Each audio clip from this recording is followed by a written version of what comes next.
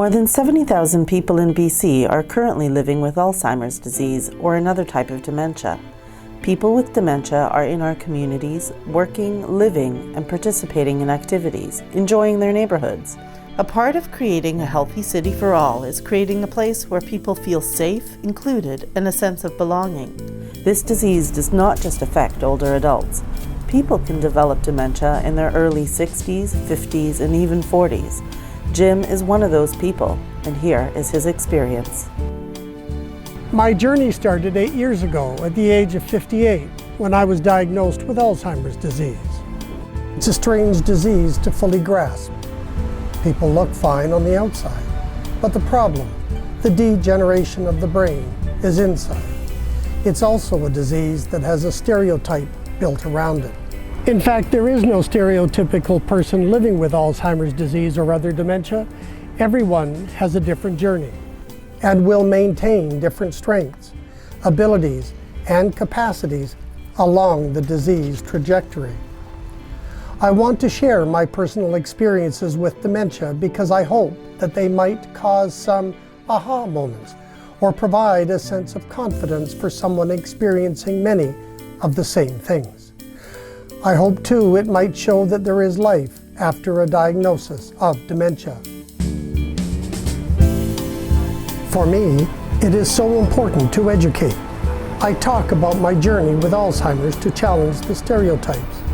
I believe that through awareness and compassion, we can become a more inclusive community.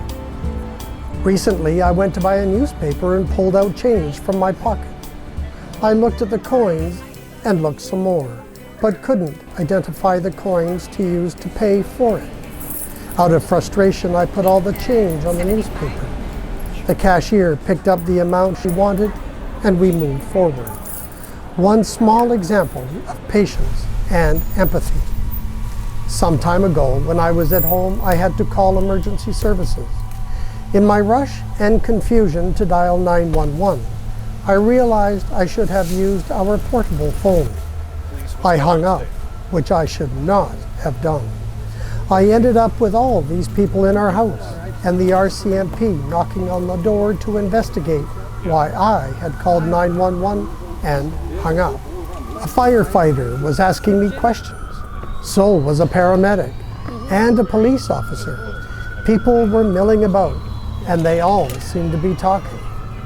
I gather I handled the situation well enough, but if that were happened today, I wonder, if I were unable to respond adequately, how would the officials deal with me? Would they understand? Would they show me patience?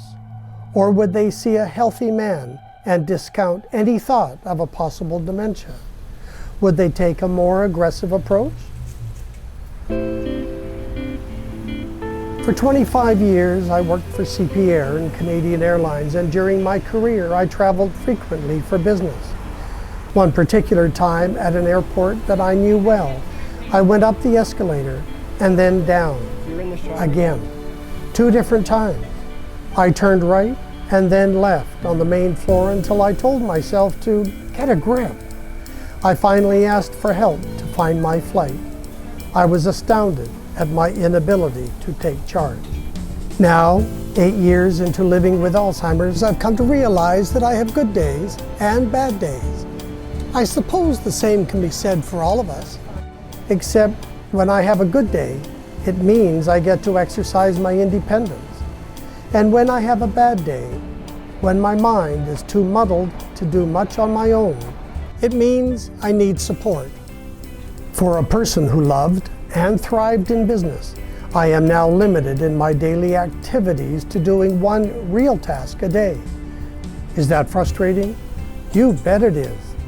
But my life isn't over.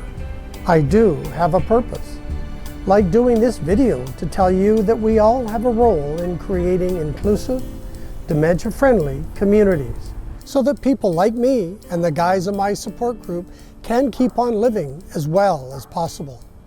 People with dementia need to get out.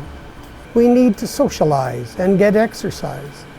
Sometimes to do this, we need a little push and extra support from our friends and families, but also from our communities.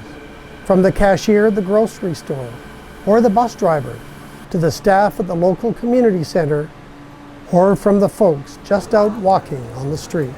The first step to doing that is dismissing the stereotypes we hold about people with dementia.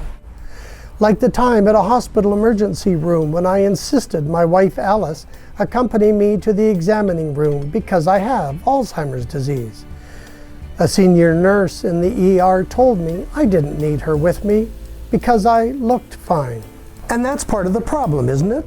How is someone with Alzheimer's disease supposed to look? You can't see the degeneration of someone's brain from the outside. Despite her education and experience, the nurse had displayed a familiar stereotype about Alzheimer's. She'd assumed that as soon as a person is diagnosed with Alzheimer's disease, they immediately become incapable and incompetent. It's probably obvious to say, but looks can be deceiving. And that is the challenge, which is why I wear this lanyard. For me, it's an education tool. I am showing a willingness to talk to anyone about Alzheimer's. I make the most of teachable moments to help break the stereotype of a person with Alzheimer's disease. We all have a role in creating more inclusive, dementia-friendly communities. For more information and resources, or to learn more about the Society's Dementia-Friendly Communities initiative, please contact the Alzheimer's Society of BC.